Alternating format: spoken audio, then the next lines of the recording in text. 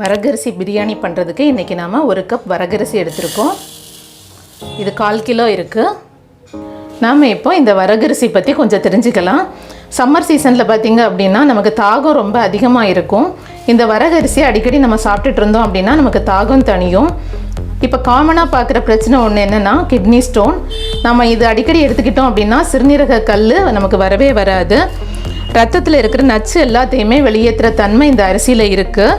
நாம் அடிக்கடி எடுத்துக்கிறது ரொம்ப ரொம்ப நல்லது. அது மாதிரியே நார்ச்சத்து அதிகம் இருக்கிறதுனால வயிற்றுப்புண், வயிறு சம்மந்தப்பட்ட எந்த பிரச்சனையுமே நமக்கு வராது. கெட்ட கொழுப்பை கரைக்கிற தன்மையும் இதில் அதிகமாக இருக்குது. அதனால வெயிட் லாஸ் பண்ணணும் அப்படின்னு நினைக்கிறவங்க கண்டிப்பாக இந்த ரைஸ் அடிக்கடி எடுத்துக்கலாம். அது மாதிரியே நம்ம உடம்பு சீராக இயங்குறதுக்கு தேவையான அயன், விட்டமின், கால்சியம் இது எல்லாமே இதில் கரெக்டாக இருக்குது.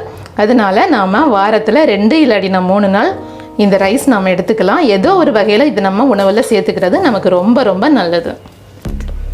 இந்த வரகு அரிசியை நாம் முதல்ல கழுவி எடுத்துக்கலாம்.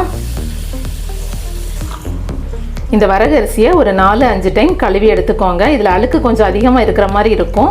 அதனால் நல்லா கழுவி எடுத்துக்கோங்க. வரகு அரிசியை நல்லா கழுவி எடுத்தாச்சு. இது மூழ்கிற அளவுக்கு தண்ணியை ஊற்றி ஒரு 20 நிமிஷத்துக்கு ஊற விட்டுடலாம். அடுத்ததாக ஸ்டவ்வில் ஒரு குக்கர் வச்சுட்டு அதில் ஒரு 2 டேபிள் ஸ்பூன் அளவுக்கு ஆயில் ஊற்றிக்கோங்க. அது கூடவே 2 டேபிள் ஸ்பூன் அளவுக்கு நெய் சேர்த்துக்கோங்க. எண்ணெய் சூடானதும் 2 பிரியாணி இலை, ஒரு சின்ன பீஸ் பட்டை, ஒரு ஸ்டார் பூ, 2 ஏலக்காய், 4 கிராம்பு, கூடவே ஒரு 10-15 முந்திரி இவ்வளவும் சேர்த்துக்கோங்க. முந்திரி கொஞ்சமாக செவந்ததும் மீடியம் சைஸில் 2 பெரிய வெங்காயம் ஸ்லைஸாக கட் பண்ணி சேர்த்துருக்கேன். வெங்காயம் நல்லா கோல்டன் கலர் வர வரைக்கும் வதக்கி விடுங்க. இது கூடவே 2 க்ரீன் சில்லி ஸ்லைஸாக கட் பண்ணி சேர்த்துக்கோங்க.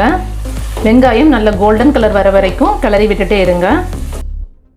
வெங்காயம் நல்லா வதங்கி இருக்குது, கோல்டன் கலராக இருக்குது. இப்போ வந்துட்டு 1/2 டீஸ்பூன் இஞ்சி பூண்டு பேஸ்ட்டு சேர்த்துக்கோங்க. இஞ்சி பூண்டு பேஸ்ட்டோட பச்சை வாசனை போகிற வரைக்கும் நல்லா வதக்கி விட்டுக்கோங்க. அடுத்ததாக 2 மீடியம் சைஸ் தக்காளி ஸ்லைஸாக கட் பண்ணியிருக்கேன், இதையும் சேர்த்துக்கலாம். தக்காளி நல்லா மசிஞ்சு போகிற வரைக்கும் வேக விடுங்க. கொஞ்சமாக உப்பு சேர்த்துக்கிட்டு மிக்ஸ் பண்ணி விட்டீங்க அப்படின்னா சீக்கிரமாக தக்காளி குலைவாக மாறிடும். நான் ஒரு 1/2 டீஸ்பூன் மட்டும் உப்பு சேர்த்துருக்கேன். தக்காளி நல்லா குலைவாயிடுச்சு. இப்போ வந்துட்டு ஒரு கைப்பிடி அளவுக்கு மல்லி இலை பொடியாக கட் பண்ணி போட்டிருக்கேன். அது கூடவே ஒரு கைப்பிடி அளவுக்கு புதினா இலை சேர்த்துருக்கேன். 2யும் சேர்த்துட்டு வதக்கி விடுங்க. இப்போது இது கூடவே 1 டீஸ்பூன் மிளகாய்த்தூள், 1 டீஸ்பூன் மல்லித்தூள், 1/4 டீஸ்பூன் மஞ்சள் தூள், 1/2 டீஸ்பூன் கரம் மசாலா எல்லாத்தையும் சேர்த்துட்டு நல்லா மிக்ஸ் பண்ணி விடுங்க. மிளகாய்த்தூள் வந்து உங்களோட காரத்துக்கு ஏற்ற மாதிரி ஜாஸ்தியோ கம்மியோ கூட பண்ணிக்கோங்க. இப்போ நம்ம வெஜிடபிள்ஸ் சேர்த்துக்கலாம். ஒரு கேரட் கட் பண்ணி எடுத்துருக்கேன், பொடி பொடியாக கட் பண்ணிக்கோங்க. வரகரிசி ரொம்ப சின்னதாக இருக்கிறதுனால நாம் வெஜிடபிள் எல்லாத்தையும் சின்னதாக கட் பண்ணியிருக்கோம். இது கூடவே கொஞ்சமாக பீன்ஸ், கொஞ்சமாக உருளைக்கிழங்கு, கொஞ்சமாக மீல் மேக்கர். உங்ககிட்ட என்ன வெஜிடபிள் இருந்தாலும் அது எல்லாமே சேர்த்திக்கலாம். நார்மலாக வெஜிடபிள் ரைஸ் பண்ணும்போது நம்ம என்ன வெஜிடபிள் சேர்த்தோமோ அது எல்லாமே சேர்த்திக்கலாம். பச்சை பட்டாணி இருந்துச்சு அப்படின்னா அதுவும் போட்டுக்கலாம். இந்த வெஜிடபிள் எல்லாத்தையும் சேர்த்துட்டு நல்லா மிக்ஸ் பண்ணி விடுங்க. காய் கொஞ்சம் நல்லா வேக விட்டுடுங்க. வெஜிடபிள் எல்லாமே ஒரு 75% வெந்துருச்சு. இப்போ நாம் வரகரிசியை சேர்த்துக்கலாம். இதை 20 நிமிஷம் ஊற வச்சு தண்ணி வடிகட்டி எடுத்துருக்கோம். இதை இந்த வெஜிடபிளோடு சேர்த்துட்டு நல்லா மிக்ஸ் பண்ணி விட்டுக்கலாம். இப்போ நாம் தண்ணி சேர்த்துக்கலாம். 1 கப் அரிசிக்கு 2 கப் தண்ணி. நம்ம 1 கப் அரிசி போட்டிருக்கோம், அதனால் 2 கப் தண்ணி சேர்த்துக்கலாம். எந்த கப்புக்கு அரிசி எடுத்தீங்களோ அதே கப்புக்கே தண்ணி சேர்த்துக்கோங்க.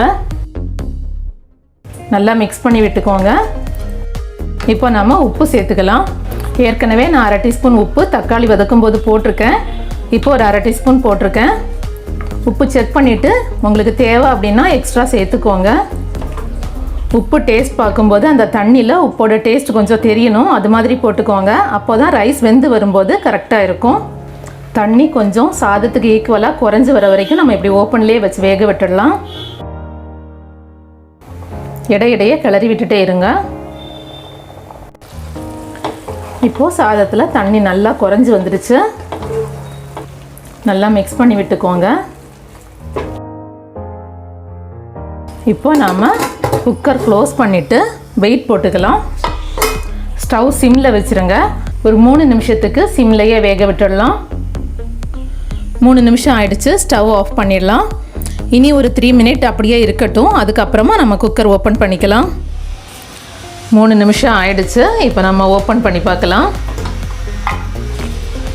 வரகரிசியில் சூப்பராக ஒரு வெஜிடபிள் பிரியாணி ரெடி ஆகிடுச்சு. பாருங்கள் எவ்வளோ நல்லா வந்திருக்குன்னு. சூப்பராக உதிரி உதிரியாக வந்திருக்கு.